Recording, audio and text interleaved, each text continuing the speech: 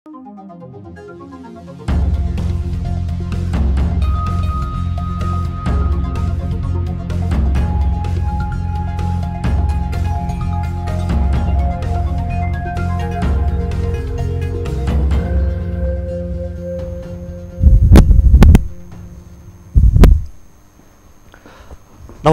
यो हो news 24 television prime time न्यूजमा स्वागत छ। सर्वोच्च अदालतमा प्रतिनिधि सभा विघटन विरुद्धको मुद्दामा सुनवाई भइरहँदा विपक्षी गठबन्धनको सक्रियता बढेको छ। गठबन्धनले विभिन्न कार्यक्रम आयोजना गर्दै ओली विरुद्ध एकजुट रहेको सन्देश पनि प्रवाह गर्दै आएको छ। गठबन्धनका नेताहरूको अभिव्यक्तिहरूले चुनावी सहकार्यको पनि सङ्केत गरेको छ। यता एमालेका ओली निकट नेताहरूमा भने पार्टी नफुट्ने आशा कायमै छ। नेताहरूले ओली लचिलो भएर अब शक्ति पृथकीकरण गर्ने सङ्केत समेत दिएका छन्। तर नेपाल पक्ष अझ पनि बार्गेनिङ गर्ने अथवा फुटेरै अगाडि बढ्ने सङ्केत पनि गरेका छन्। विकासमा समान अवसर सृजना गर्ने उद्देश्यले संविधानमा स्थानीय तहको परिकल्पना गरिए पनि आन्तरिक किचलोका कारण कतिपय स्थानीय तहले समयमा बजेटसम्म ल्याउन सकेका छैनन् भने अधिकांश स्थानीय तहको पुँजीगत खर्च पनि निराशाजनक नै छ। यो सँगै युरोकप फुटबलमा आजदेखि अन्तिम 16 को प्रतिस्पर्धा सुरु गरेको स्पोर्ट्स न्यूज र इन्टरनेसनल न्यूज पनि आजको बुलेटिनमा महत्त्वका साथ समेटेका छौं। अब प्राइम टाइम न्यूजका हेडलाइन्स। शेरबहादुर देउवाको दावी संविधान सम्मत भएकाले प्रधानमन्त्री बन्ने विपक्षी गठबन्धनको दावी। लोकतन्त्र र संविधान जोगाउन बनेको गठबन्धन क्षणिक नभएको प्रश्नोत्तरी।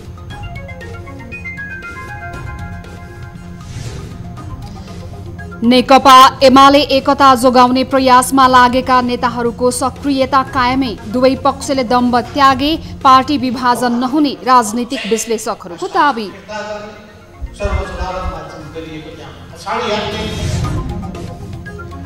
नेपालमा बाढी र पहिरोबाट 10 वर्ष यता 17 खर्ब बढीको क्षति। पूर्व तयारीमा सरकार उदासीन। अहिलेसम्म चाहिँ 24 जनाको मृत्यु भएको छ भने 24 जना बेपत्ता हुनुहुन्छ। चालु आर्थिक वर्षमा स्थानीय तहको विकास खर्च निराशाजनक। जेठ मसान्तसम्ममा देशभरका स्थानीय सरकारको कुल खर्च 47% मात्रै।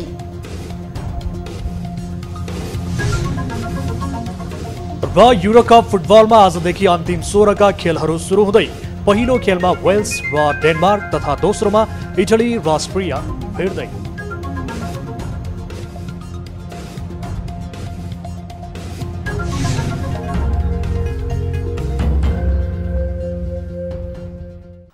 हामी निरन्तर न्यूजमा छौं। नेपाली कांग्रेसको नेतृत्वमा रहेको विपक्षी गठबन्धनले संविधान र लोकतन्त्रका लागि बनेको आफूहरूको गठबन्धन क्षणिक नभएको बताएको छ। प्रधानमन्त्री केपी शर्मा ओली र राष्ट्रपति विद्यादेवी भण्डारीले देशलाई दुष्चक्रमा फसाएको भन्दै सो विरुद्ध गठबन्धन दीर्घकालसम्म जाने उनीहरूले बताए। आफूहरूको दावी संविधान सम्मत भएकाले कांग्रेस सभापति शेरबहादुर देउवा नै प्रधानमन्त्री बन्ने विपक्षी गठबन्धनका नेताहरूले दावी पनि गरेका छन्। एक रिपोर्ट। शनिबार विपक्षी गठबन्धनका नेताहरूले पछिल्लो राजनीतिक घटनाक्रमबारे आफ्ना धारणाहरू प्रष्ट पार्ने प्रयास गरेका छन्। नयाँ बानेश्वर स्थित संसद भवनको एक हलमा आयोजित कार्यक्रममा विपक्षी गठबन्धनका नेताहरू कांग्रेस सभापति शेरबहादुर देउवा, नेकपा माओवादी केन्द्रका अध्यक्ष पुष्पकमल दाहाल, एमालेका नेता माधव कुमार नेपाल सहित जनता समाजवादी पार्टी र राष्ट्रिय जनमोर्चाका नेताहरूले पत्रकारको प्रश्न सुनेपछि आफ्नो धारणा राखेका थिए। सो क्रममा कांग्रेसका सभापति तथा विपक्षी गठबन्धनका नेता देउवाले राष्ट्रपतिले प्रधानमन्त्रीको कार्यकर्ताको भूमिका निर्वाह गरेको आरोप लगाए। आफूले बहुमत सांसदको समर्थन सहित प्रधानमन्त्रीमा दावी गर्दा कुनै समस्या परेको भए राष्ट्रपतिले शनाखत गर्नुपर्ने भए पनि त्यसो नगरिएको भन्दै असन्तुष्टि जनाए। राष्ट्रपतिले त हदभन्दा बढी प्रधानमन्त्री ओलीको कार्यकर्ता जस्तो भएर काम गर्नु ठुलानी पार्टी हो। कार्यकर्ता राष्ट्रपति भए पनि मान्दैन उसले पनि। उहाँले त्यस्तो गर्ने हो। उहाँले चाहिँ सभा बोलाउनु पर्दैन, स्वागत गराउनु पर्दैन। सबैलाई दुःख त मलाई राष्ट्रपति लाग्यो भने ओलीले त वास्तवमा त्यो ओलीले त गर्ने नहुने काम गर्नुभयो।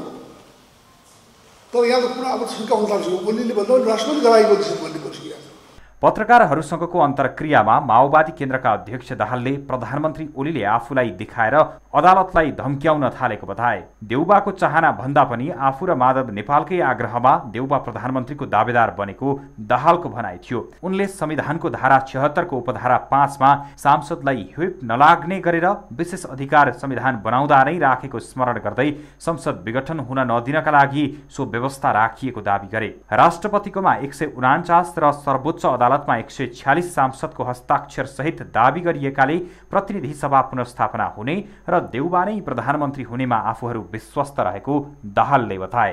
मैले को भन्यो भने ग्यासँग भन्यो भनेर भनिन्छ। अब त्यहाँबाट त चाहिँ अब केपीजीका चाहिँ अलि नजिककाले पहिला भन्यो, अहिले त केपी आफैले प्रचण्डले यसो भन्यो त्यसो भन्यो, लामो व्याख्यासहित फेरि आयो। होइन, मैले संविधान अनुसार अदालतले पक्कै गर्छ भने त हो त, अहिले नि भन्छु नि म तपाईँको अगाडि पनि भन्छु नि, संसद पुनर्स्थापना हुनै पर्छ, प्रधानमन्त्री शेरबहादुर देउबाजी नै हुनुपर्छ। 149 जनाको हस्ताक्षर छ राष्ट्रपति कहाँ। कार्यक्रममा एमालेका नेता माधव कुमार नेपालले विपक्षी गठबन्धनलाई आफूले धोका नदिने बताए। उनले ओलीको चलबाजी र धोकाका कारण आफूले विद्रोह गरेको भन्दै अब ओलीको योजनामा आफू नफस्ने बताए। गठबन्धन भत्काउन आफूलाई प्रधानमन्त्रीको प्रस्ताव आए पनि गठबन्धनका देउबालाई धोका नदिने नेता नेपालको भनाइ थियो। संविधानमा राष्ट्रिय सङ्घीय प्रतिनिधि सभाको सदस्यको पदको उपयोग कतिखेर हुन सक्छ त्यसमा पनि गर्नुपर्छ। बिचैमा राजीनामा दिएर मैदान छोडेर 1 जना 2 जना 3 जना छोडेर के हुन्छ भन्ने उहाँ नै हो भने राम्रो सुझाव दिनुहुन्छ। धन्यवाद सर, त्यो काम पनि लाग्यो। यस अर्थमा तपाईँको एक दिन मिडियामा चाहिँ माधव नेपालले धोका दियो, कति छिटो रिसर्च गर्नुपर्छ तपाईँ, त्यो होइन। विपक्षी गठबन्धनका नेताहरूले लोकतन्त्र, संविधान र संघीयता जोगाउन आफूहरूको लडाईँ भएको भन्दै गठबन्धन तत्काल नटुट्ने दावी गरेका छन्। प्रतिनिधि सभा विघटन र संविधानको धारा 76(5) अनुसार प्रधानमन्त्री नियुक्ति विवादको विषय सर्वोच्च अदालतमा विचाराधीन रहँदा विपक्षी गठबन्धनका नेताहरूको सक्रियतालाई चासोका साथ हेरिएको छ। न्युज 24 टेलिभिजनका लागि जगन्नाथ दुलालको रिपोर्ट। नेकपा एमाले एकता प्रयासमा लागेका एमालेका केही नेताले चाँडै नै पार्टी एकजुट हुने दावी गरे पनि पछिल्ला संवादहरू त्यस दिशामा छैनन्। राजनैतिक र सांगठनिक रूपमा पनि अलग पार्टीको अभ्यास भइसकेको छ, तर राजनैतिक विश्लेषकहरूको एकता हुने सम्भावना अझै पनि कायमै रहेको तर्क छ। एक रिपोर्ट। प्रधानमन्त्री केपी शर्मा ओली मात्र होइन, सिङ्गो एमाले पार्टी नै अहिले अप्ठ्यारोमा छ। फुटेको एमाले लिएर पुनर्स्थापित संसदमा भूमिका गर्दा होस् वा नयाँ चुनावमा जाँदा ओली र नेपाल दुवै पक्षका लागि थुप्रै असहजता सिर्जना हुने प्रश्न छ। फुटाएर अर्को बलियो दल तुरुन्तै बनाउन पनि माधव नेपाल र झलनाथ खनाल पक्षलाई सजिलो छैन। यो तथ्यलाई बुझेरै माधव नेपालले ओली सच्चिएर आए स्वीकार गर्ने सङ्केत गरे पनि निर्णयबाट भने पछाडि नहट्ने अडान लिएका छन्। माधव नेपाल धोका दिने मान्छे होइन, तर हामी यो जुन प्रोसेस अगाडि बढेको छ त्यो प्रोसेसमा कुनै किसिमको धोका दिने प्रश्न चाहिँ हस्ताक्षर फिर्ता गर्ने, सर्वोच्च अदालतमा गरिएको त्यहाँ पछाडि हट्ने, कुनै पनि हालतमा यो प्रोसेसमा धोका दिने काम चाहिँ ओलीमाथि अदालतले एकपछि अर्को धक्का दिएको छ नै, आफ्नै समूहबाट पनि उनीमाथि दबाब बढ्न थालेको छ। प्रदेश सरकारहरू गुमाउनु परेको अवस्था र सङ्घीय सरकारमा पनि लज्जाजनक बाहिरगमनको सम्भावना बढेपछि यति बेला ओली समूहका नेताहरू क्षति रोक्ने विकल्पहरू खोज्न थालेका छन्। अहिले शक्ति बाँडफाँड गरेरै भए पनि एकतामा जानुपर्ने ओली समूहका नेताहरूको भनाइ छ।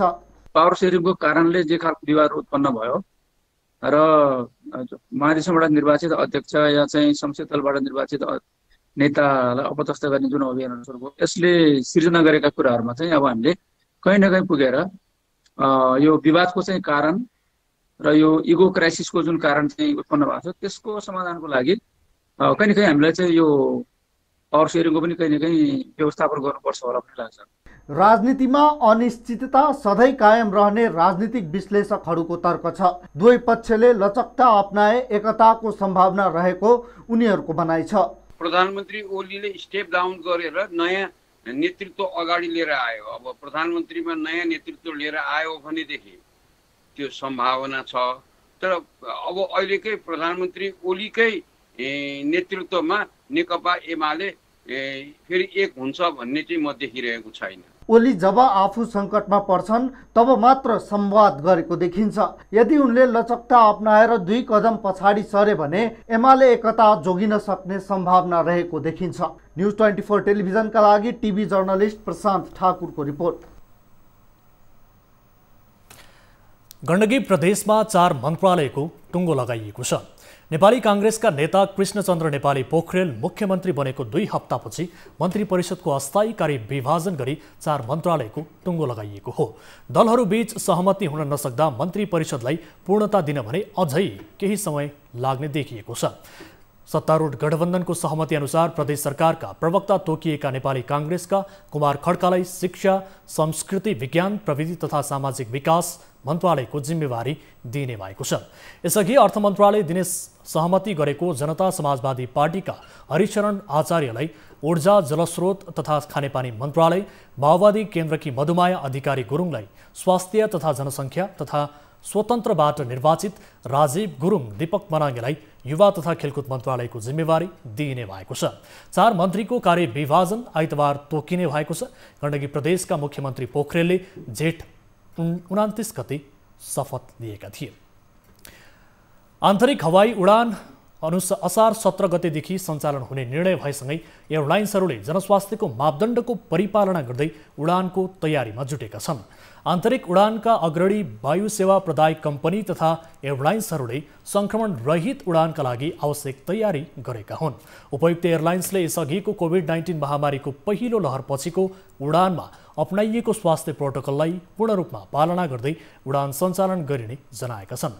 एयरलाइन्सले यात्रुको सुरक्षा र जनस्वास्थ्यको मापदण्डलाई प्रभावकारी रूपमा पालना गरी उडान सञ्चालन गर्ने गरी टिकट बुकिङ पनि सुरु गरिसकेका छन्। संस्कृति, पर्यटन तथा नागरिक उड्डयन मन्त्रालयले जनस्वास्थ्यको मापदण्डको पूर्ण पालना हुने गरी अर्को आदेश जारी नभएसम्मका लागि असार 17 देखि कुल उडान सङ्ख्याको 50% नबढ्ने गरी आन्तरिक उडान सञ्चालन गर्न नियामक नेपाल नागरिक उड्डयन प्राधिकरण क्यानलाई निर्देशन दिएको छ। सर्लाहीको ईश्वरपुर नगरपालिका वडा नम्बर 3 का वडा अध्यक्ष सूर्यकुमार श्रेष्ठको एक्साभेटरको बकेटले हिर्काएर हत्या भएको छ। सामान्य विवादमा एक्साभेटर चालक हर्कबहादुर तामाङले बकेटले प्रहार गरी वडा अध्यक्ष श्रेष्ठको हत्या गरेको सर्लाही प्रहरीका एसपी सन्तोष सिंह राठौरले जानकारी दिनुभएको छ। एसपी राठौरका अनुसार चालक तामाङ सहित 2 जनालाई पक्राउ गरी अनुसन्धान भइरहेको छ। नगरपालिकाको बजेटबाट भइरहेको पोखरी सौन्दर्यीकरणको काम हेर्न भनेर वडा अध्यक्ष श्रेष्ठसँगै ठेकेदार प्रेमराज दाहाल पनि गएका थिए। त्यही क्रममा सामान्य विवाद भएपछि एक्साभेटर चालकले श्रेष्ठको टाउको र छातीमा बकेट प्रहार गरेको प्रहरीको भनाइ छ। एसपी राठौरले हत्याको कारण पोखरीको विवाद वा अन्य राजनीतिक कारण भएको नखुलेको बताउनु भएको छ। यद्यपि चालक तामाङ र ठेकेदार दाहाललाई नियन्त्रणमा लिएर अनुसन्धान भने जारी रहेको छ। ईश्वरपुर नगरपालिका वडा नम्बर 3 भक्तिपुरमा मुखलाल दास पोखरीको मर्मत सम्भारको काम भइरहेको छ। सिँचाइका लागि पानी जम्मा गर्न सो पोखरी निर्माण गरिएको थियो। नगरपालिकाको बजेटमा हाल सो पोखरीको मर्मत सम्भार भइरहेको छ।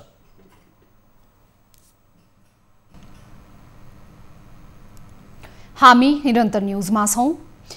रौतहटमा वर्षाको पानी निकासको निहुमा 2 पक्षबीच झडप हुँदा 14 जना घाइते भएका छन्। जिल्ला प्रहरी कार्यालय रौतहटका प्रवक्ता प्रहरी निरीक्षक सुशील कुमार पाण्डेका अनुसार शनिबार बिहान मौलापुर नगरपालिका वडा नम्बर 1 मर्यादपुरमा भुवल शाह सोनारले आफ्नो घरको वर्षातको पानीको निकास हृदयनारायण यादवको खेतमा राखिएको धानको बिउमा लगाइदिएको आरोपमा विवाद सुरु भएको थियो। घाइतेहरूले भने धानको बिउ नष्ट गरेको भन्ने एक बहाना मात्रै भएको, तर मौलापुर नगरपालिकाको नगर अधिवेशनमा नगर प्रमुख रिना शाहलाई सघाएको आरोपमा आफूहरूलाई योजनाबद्ध रूपमा आक्रमण गरेको आरोप लगाएका छन्। घाइतेहरूको स्थानीय अस्पताल तथा वीरगञ्जमा उपचार भइरहेको छ। 2 पक्षको झडपका कारण मौलापुरको अवस्था केही बेर तनावग्रस्त बनेको थियो। सम्भावित झडपको घटना दोहोरिन नदिन घटनास्थलमा सुरक्षाकर्मी समेत परिचालन गरिएको जिल्ला प्रहरी कार्यालय रौतहटले जनाएको छ। यसैबीच पूर्व मन्त्री प्रभु शाहले भुवल शाह सोनारको परिवारमाथि ज्यान मार्ने उद्देश्यले भएको सांघातिक आक्रमणको घटनाप्रति गम्भीर ध्यानकर्षण भएको भन्दै घटनामा संलग्नलाई तत्काल कानुनी दायरामा ल्याई कारबाही गर्न गृह प्रशासनसँग माग गर्नु भएको छ। पछिल्लो 24 घण्टामा कोरोना भाइरस संक्रमणबाट देशभर 30 जनाको मृत्यु भएको छ। यस्तै थप 2016 जनामा संक्रमण पुष्टि भएको स्वास्थ्य तथा जनसङ्ख्या मन्त्रालयले जनाएको छ। पीसीआर विधिबाट गरिएको परीक्षणमा 1174 जना र एन्टिजेन विधिबाट गरिएको परीक्षणमा 842 जना गरी 2016 जना कोरोना संक्रमण पुष्टि भएको स्वास्थ्य तथा जनसङ्ख्या मन्त्रालयले जनाएको छ। यस्तै पछिल्लो 24 घण्टामा 4914 जना संक्रमण मुक्त भएका छन्। यो संख्या पछिल्लो 24 घण्टामा पुष्टि भएका संक्रमितको संख्याको दोब्बर भन्दा धेरै हो। नेपालमा अहिलेसम्म पीसीआर विधिबाट गरिएको परीक्षणमा 6,32,326 जना र एन्टिजेन विधिबाट गरिएको परीक्षणमा 31,531 जनामा कोरोना संक्रमण पुष्टि भएको छ। अहिलेसम्म 5,81,327 जना निको भइसकेका छन्। निको हुने दर झण्डै 92% पुगेको छ। यस्तै थप 30 जनाको ज्यान गएसँगै ज्यान गुमाउनेको संख्या 8,975 जना पुगेको छ। अहिले नेपालमा 42,024 जना सक्रिय संक्रमित छन्। नेपालमा कोरोना भाइरसको संक्रमण दर 17% मा झरेको छ। गत वैशाख 16 मा जारी भएको निषेधाज्ञाको 2 महिनापछि संक्रमण दर आधा भन्दा बढीले घटेको हो। वैशाख 16 मा संक्रमण दर 36.34% थियो। यस्तै वैशाख 26 मा संक्रमण दर बढेर 45.65% मा पुगेको थियो। त्यस दिन 19,387 जनाको परीक्षण गर्दा 8,850 जना संक्रमित पहिचान भएका थिए। जेठ 6 मा भने संक्रमण दर 37.60% मा झरेको थियो। असार 6 मा 22.35% हुँदै क्रमशः घटिरहेको छ। हाल संक्रमण दर 17.25% मा झरेको छ। हाल देशभर सक्रिय संक्रमितको संख्या 42,024 अर्थात् 6.65% रहेको छ। तथ्याङ्कले नेपालमा कोरोना संक्रमण दर क्रमशः घट्दै गएको देखाउँछ। यद्यपि सरकारले निषेधाज्ञा खुकुलो बनाएसँगै पुनः संक्रमण फैलने जोखिम भने रहेको विज्ञहरूले बताएका छन्। वर्षायामको सुरुवातमै मेलम्ची र हेलम्बुमा प्राकृतिक प्रकोपले पुर्याएको क्षतिले यो वर्ष नेपालमा प्राकृतिक प्रकोपले ठूलो क्षति पुर्याउने संकेत गरेको छ। यसबाट पाठ सिकेर समयमै पूर्व तयारीमा लाग्नुपर्नेमा हालसम्म सरकार यसमा गम्भीर देखिँदैन। सरकारसँग प्रकोपबाट पीडितहरूका लागि न प्रभावकारी राहतको प्याकेज छ न त पूर्व तयारीको कुनै ठोस योजना। एक रिपोर्ट। नेपालमा बाढी र पहिरोबाट 10 वर्ष यता 17 खर्ब बढीको क्षति भएको सरकारी तथ्याङ्क छ।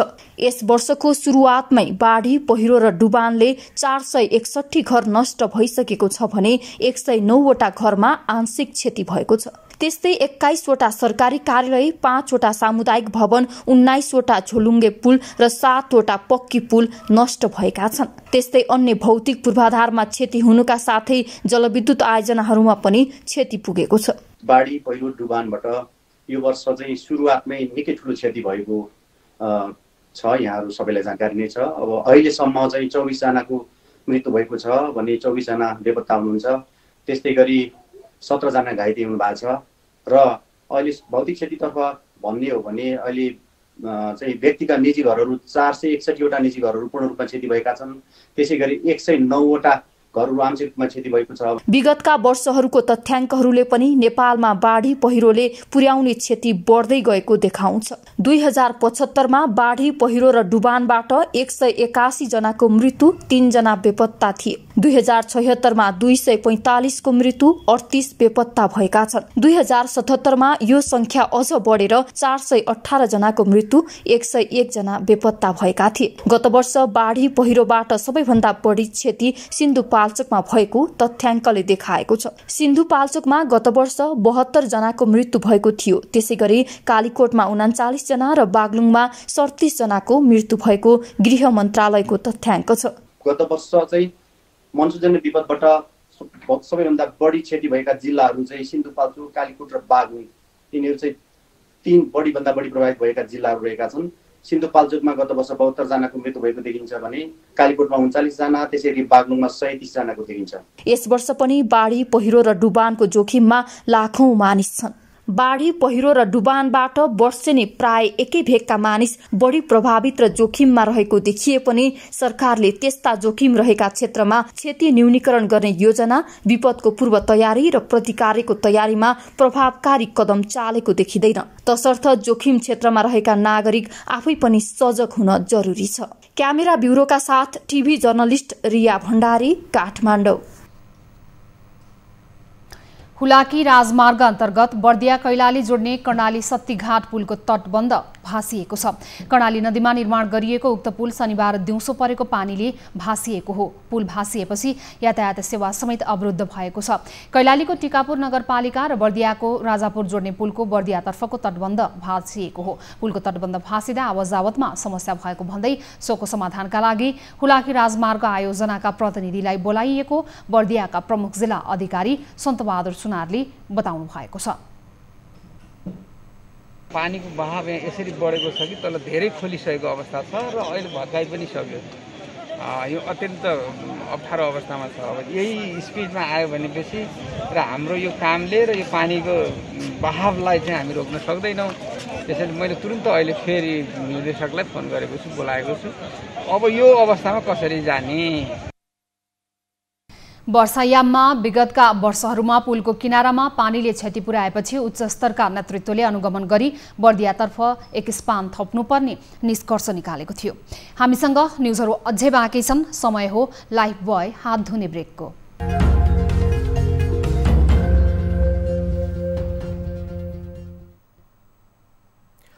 हामी निरन्तर न्युजमा छौं। मनसुनी वायुको प्रभावले देशका अधिकांश भागमा सामान्यदेखि पूर्ण बदली रहनुका साथै कतिपय स्थानमा हल्कादेखि मध्यम वर्षा भइरहेको छ। जल तथा मौसम विज्ञान विभाग मौसम पूर्वानुमान महाशाखाका अनुसार मनसुनी वायुसँगै देशको दक्षिणी भूभाग नजिक मनसुनी न्यूनचापीय रेखा रहेकाले हाल देशका अधिकांश भूभागमा बदली रही प्रदेश 1, प्रदेश 2 र बागमती प्रदेशमा पूर्ण बदली रही बाँकी प्रदेशमा सामान्य बदली रहेको छ। प्रदेश 1, प्रदेश 2 र बागमती प्रदेशका केही स्थानमा हल्कादेखि मध्यम वर्षा भइरहेको छ। काठमाडौँ उपत्यकामा आज बिहानैदेखि हल्का वर्षा भइरहेको थियो। राति पनि प्रदेश 1, प्रदेश 2, बागमती प्रदेश, लुम्बिनी प्रदेशका केही स्थानमा मेघगर्जन चट्याङसहित भारी वर्षाको सम्भावना रहेको जनाइएको छ। आइतबार देशका केही स्थानमा सामान्यदेखि मध्यम वर्षाको सम्भावना रहेको छ। यही असार 14 गते देशभर सामान्यदेखि पूर्ण बदली रही अधिकांश स्थानमा हल्कादेखि मध्यम वर्षाको सम्भावना रहेको बताइएको छ। राति प्रदेश नम्बर 1 का 1-2 स्थानमा भारी वर्षाको सम्भावना रहेको महाशाखाले जनाएको छ। आज काठमाडौँको अधिकतम 27.4 व न्यूनतम तापक्रम 20.2 डिग्री सेल्सियस छ। असार मुठी छरेर मुरी उब्जाउने महिना हो। हरेक वर्ष यो महिनामा किसानहरू रोपाईमा व्यस्त हुन्छन्। कतिपय ठाउँमा किसानहरू रोपाईसँगै आफ्नो संस्कृति जगेर्नामा पनि लागि परेका छन्। एक रिपोर्ट।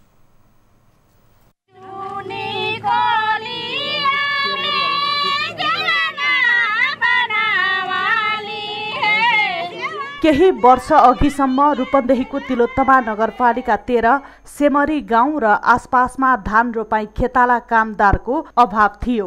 अधिकांश युवा युवती वैदेशिक रोजगारीमा थिए। तर अहिले भने यो गाउँको अवस्था फेरिएको छ।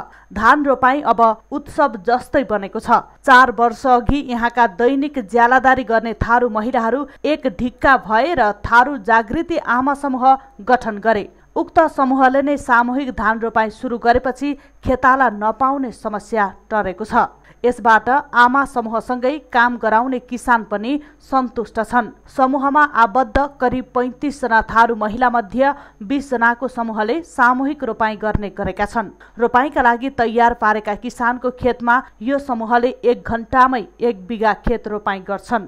यही समूहकै कारण हरेक खेतीपातीको सिजनमा सहज हुँदै आएको स्थानीय कृषक बताउँछन्। पहिला चाहिँ रोप्नको लागि यो रोपाई गर्ने मान्छे नपारमा परमा यस्तो दुःख भइरहेको थियो। समूहले अहिले जुन यो पहल कदमी लियो यसपछि यो सिमरी र लगायत अब यता पौनीतिर अलि बनगट्टी यो आसपासका क्षेत्रहरूमा पनि रोपाई गर्न अहिले सहज भएको छ। सेमरीको आमा समूहका महिलाहरू समूहमा आबद्ध सदस्यले रोपाई गर्दा प्रति घण्टा 100 र समूह बाहिर रोपाई गर्दा प्रति घण्टा 150 रुपैयाँका दरले शुल्क लिन्छन्। यसरी रोपाईँबाट आउने शुल्क एकमुष्ट जम्मा गर्ने र पछि केही रकम समूहमै जम्मा गरी बाँकी रकम रोपाईँमा सहभागी महिलाहरूलाई बाँड्छन्। समूहमा रोपाई हुने भएपछि जग्गाधनीलाई खेताला खोज्ने, खाजा खुवाउने लगायतका झन्झटबाट मुक्ति मिलेको छ। यो समूहका महिलाहरू मिलेर हरेक दिन साँझ कहाँ रोपाई गर्न जाने भन्ने विषयमा निर्णय गरेर मात्र बिहान रोपाई गर्न जाने गरेका छन्। यसले किसानको खेताला नपाउने समस्या समाधान मात्रै होइन, थारू महिलाहरूको आय आर्जन समेत बढेको छ। रोपाई संस्कृति जगेर्ना भएको छ। पहिला त हामीलाई त खेताला खोज्न पनि झेउ हुन्थ्यो, दिनदिनै घर घरमा खेताला खोज्न जाने हैन। अब घरमा एक्लै छु अनि साँझतिर खोज्न जान पनि यसमा खोज्न जान पर्दैन। हामीले पहिले समूह मिलाएपछि त अब साँझ उस गर्ने हो, हामीले निर्णय गर्ने हैन, कसको घर जाने हो, भोलि के गर्ने भनेर निर्णय गर्छौँ साँझ, अनि बिहान निस्किहाल्ने हो। अरू गाउँमा चाहिँ यसरी समूहमा काम गरिराख्नुपर्छ। हामीलाई पनि गरम, हामीले केही अलिकता अरू पनि रसइलो हुन्छ, खेतीपाती गर्न सहिलो हुन्छ। पहिला अरमा परमा गरिराख्थ्यौँ, त्यसमा सल्लाह सबैको सल्लाह आयो कि अरू गाउँबाट गर्दा सहिलो हुन्छ, गरम भन्ने कुरा सोच आयो। अनि हुन्छ गरम रसइलो हुन्छ भने गरम भन्ने कुरा भयो।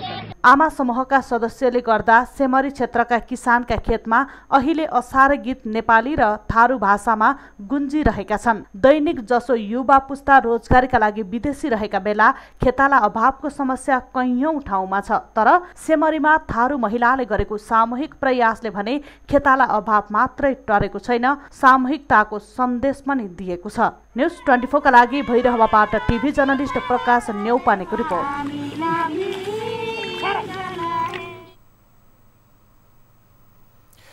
त्रिभुवन विश्वविद्यालय परीक्षा नियन्त्रण कार्यालयले रोकिएका सबै परीक्षा यस वर्ष नै गर्ने तयारी गरेको छ।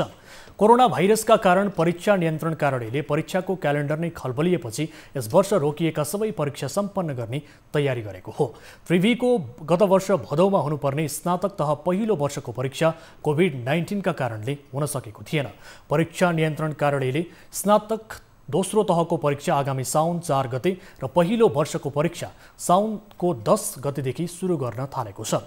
त्यसपछि स्नातक तह कानुनको प्रथम वर्षको परीक्षा र स्नातकोत्तर तह दोस्रो वर्षको परीक्षा गर्ने तयारीमा परीक्षा नियन्त्रण कार्यालय रहेको छ। दशैं अगाडि 2077 सालको परीक्षा सम्पन्न र दशैं पछाडि 2078 सालको परीक्षा सुरु गर्ने तयारी छ। दशैं पछाडि स्नातक तहका 4 वर्ष र स्नातकोत्तर तहको प्रथम वर्षको परीक्षा गरिनेछ। परीक्षा नियन्त्रण कार्यालयले विद्यार्थीलाई पाइक पर्ने परीक्षा केन्द्र तोक्ने भएको छ। कोरोना भाइरसका कारण घर गएका परीक्षार्थीहरूलाई सहज होस् भनेर परीक्षा नियन्त्रण कार्यालयले विद्यार्थीले रोजेको परीक्षा केन्द्रमा परीक्षा दिलाउने व्यवस्था गरिएको जनाइएको छ।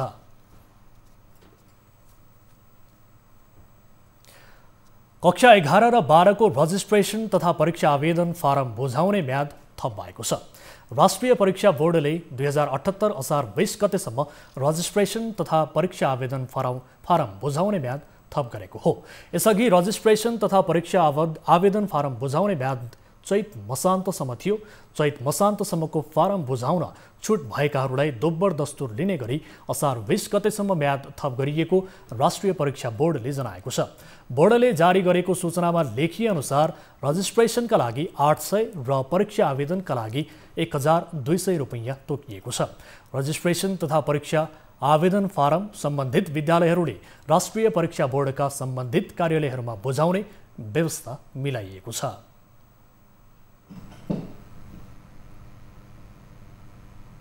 हामी निरन्तर न्यूजमा छौं।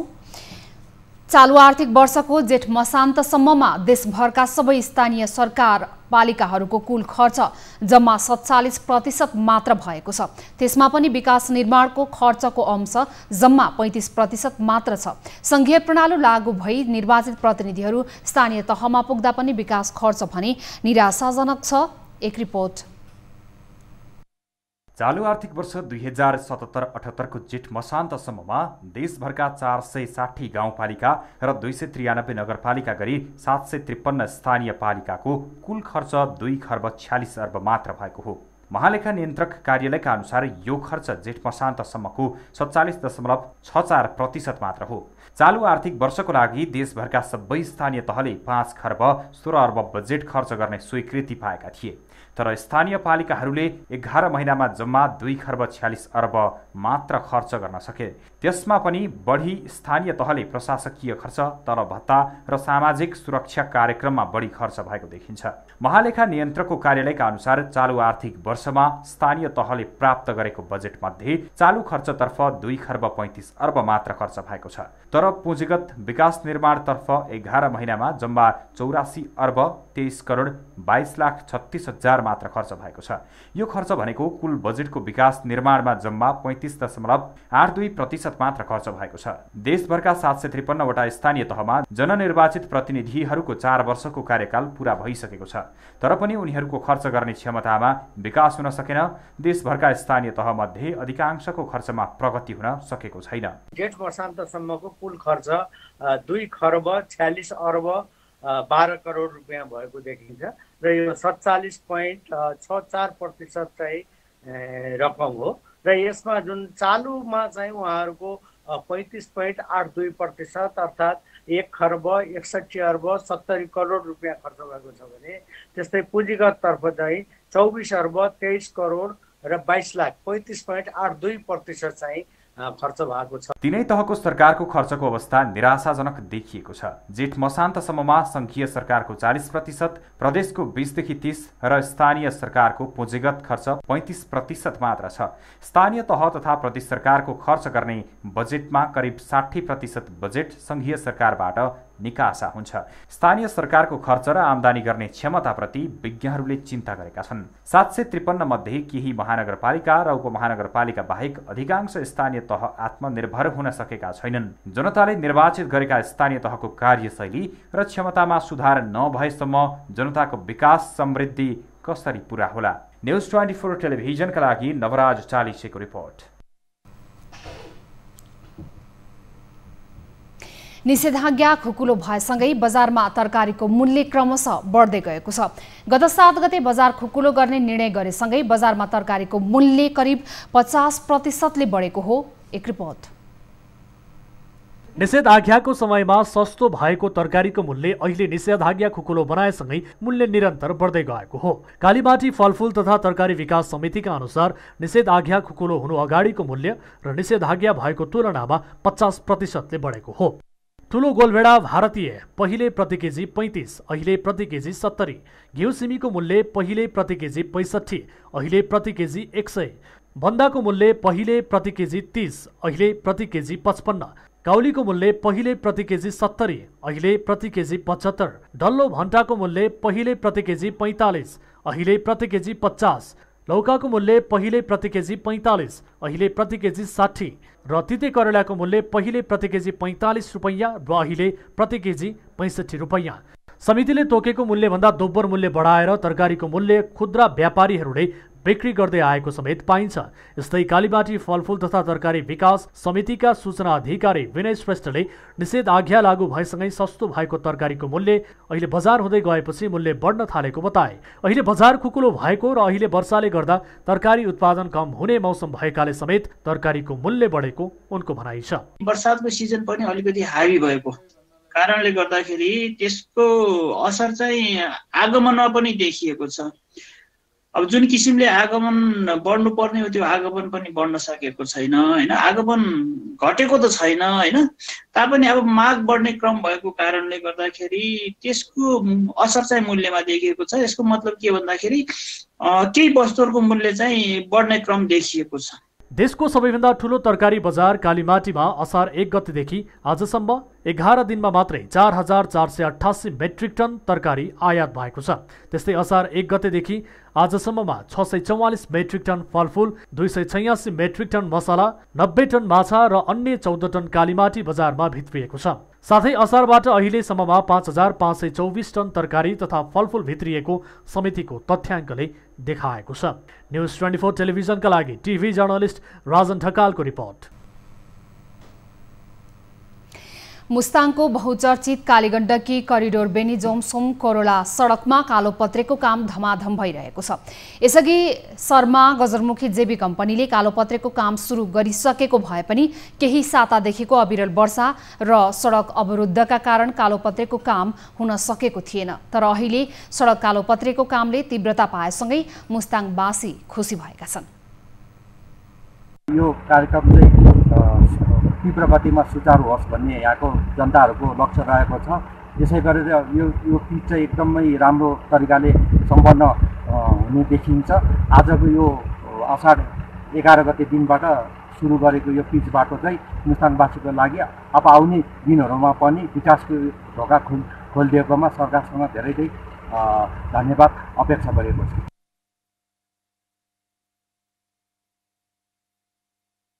51,57,000 लागतमा बेनीदेखि जोमसोमसम्म Sharma United JV, Sharma Gajarmukhi JV र कोशी एन्ड नेउपाने जेबीले निर्माणको जिम्मेवारी पाएका छन्। जसमध्ये कोशी एन्ड नेउपाने जेबीले कालोपत्रेको काम श्रावण महिनाभित्रमा करिब 14 किलोमिटर सक्ने गरी अगाडि बढाएको छ। सडक निर्माण भएपछि अन्तर्राष्ट्रिय सिमाना कोरोला नाका चीनसँग सिधै जोडिने र व्यापार प्रवर्धन साथै दुई देशीय अन्तर्सम्बन्धका लागि समेत सहजता हुनेछ। कोरोनाको महामारीका बीचमा समेत सुरक्षाका मापदण्ड अवलम्बन गर्दै करिब 200 जना कर्मचारीलाई खटाएर कामलाई निरन्तरता दिइएको छ। वर्षाको मौसमले प्रभाव नपारे श्रावणसम्म कालोपत्रेको काम सकेर असोजमा प्रोजेक्टको काम करिडोरलाई हस्तान्तरण गर्ने योजना रहेको छ। अब बिजनेस न्यूज।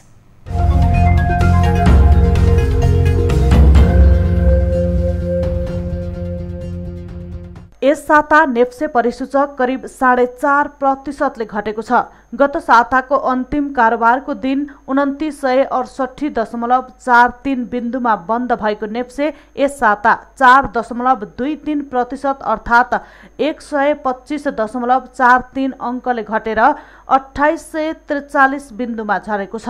यस साता सेन्सेटिभ इन्डेक्स 2.86% अर्थात् 15.48 अङ्कले घटेर 525.64 बिन्दुमा झरेको छ। त्यसै गरी यस साता फ्लोट इन्डेक्स 8.91 अङ्कले घटेको छ भने सेन्सेटिभ फ्लोट इन्डेक्स 7.07 अङ्कले घटेको छ। नेप्सेसँगै यस साता कारोबार रकममा पनि कमी आएको छ। यस साता 5,38,226 पटकको कारोबारमा 49 अर्ब 12 करोड रुपैयाँ बराबरको 10 करोड 22 लाख किता सेयर खरिद बिक्री भएको छ। गत साता 81 अर्ब भन्दा बढी कारोबार भएको बजारमा यस साता कारोबार रकम 39.62% कम हो। यस साता बजार पुँजीकरण करिब 2 खर्ब रुपैयाँ घटेको छ।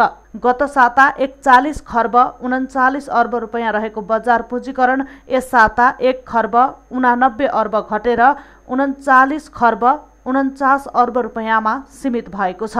यस साता सबै उपसमूहको परिसूचक ओह्रालो लागेको छ। जसमध्ये विकास बैंक उपसमूहको परिसूचक सर्वाधिक 7.5% घटेको छ भने लगानी उपसमूहको परिसूचक सबैभन्दा कम 0.85% घटेको छ।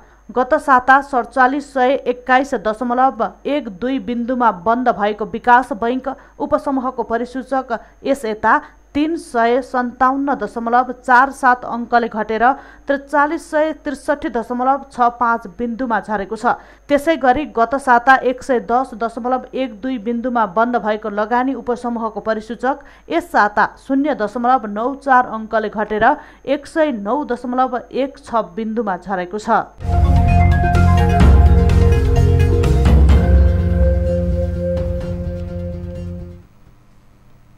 हामीसँग न्युजहरू अझै बाँकी छन्। समय हो लाइफ बोय हात धुने ब्रेकको।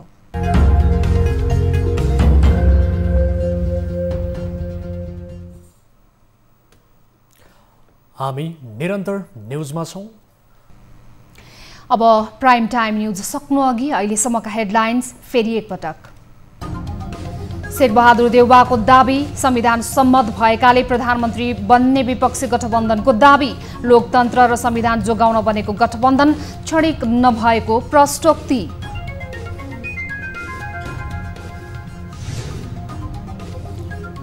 नेकपा एमाले एकता जोगाउने प्रयासमा लागेका नेताहरूको सक्रियता कायमै दुवै पक्षले दम्ब त्यागे पार्टी नछुट्टिने राजनैतिक विश्लेषकहरूको दावी।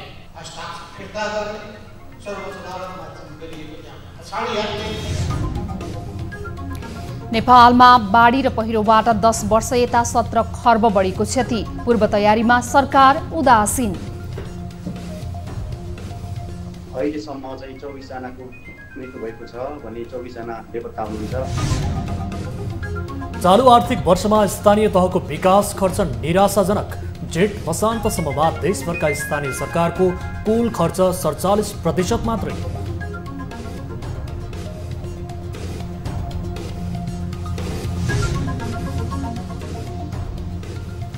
र युरोकप फुटबलमा आजदेखि अन्तिम 16का खेल सुरु हुँदै पहिलो खेलमा वेल्स र डेनमार्क तथा दोस्रोमा इटली र अस्ट्रिया भिड्दै।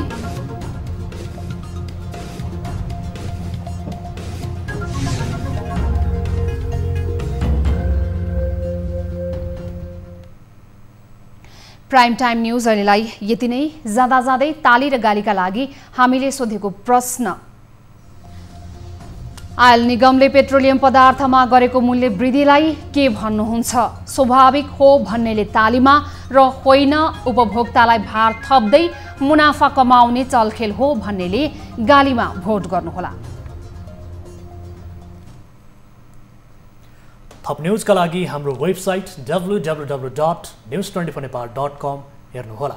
साथै हामीलाई फेसबुक, ट्विटर र युट्युबमा पनि फलो गर्न सक्नुहुनेछ। यस्तै मोबाइल, भाइबर वा इमेल मार्फत न्यूज24 को हेल्प डेस्कमा कुनै पनि समस्या र गुनासाहरू छन् भने टिपाउन सक्नुहुनेछ।